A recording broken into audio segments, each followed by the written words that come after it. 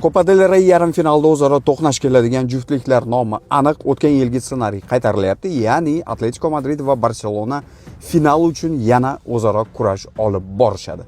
Nargi juftliklar esa haqiqiy basklar o'rtasidagi kurash, Real Sociedad va Atletic Bilbao o'rtasidagi o'yinlarni ko'ramiz. Atletico Madrid va Barselona o'rtasidagi o'yinlar ketma-ketligiga keladigan bo'lsak, birinchi o'yin Wanda Metropolitano stadionida bo'lib o'tadi. Javob uchrashuvi esa Camp Nou'da. Final esa do'stlar xuddi o'tgan yil bo'lgani kabi La Cartuja stadionida 18 yoki 19 aprel kuni bo'lib o'tadi.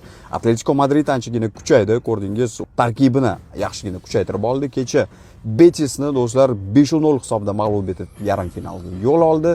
Lukman gol kiritdi va do'stlar ayni paytda juda ham yuqori kayfiyatda va formada bo'lib turgan jamoalar Barselona va Atletico Madrid o'rtasida biz dahshatli o'yinni ko'ramiz. Final uchun har doim kurashlar ajoyib o'tgan.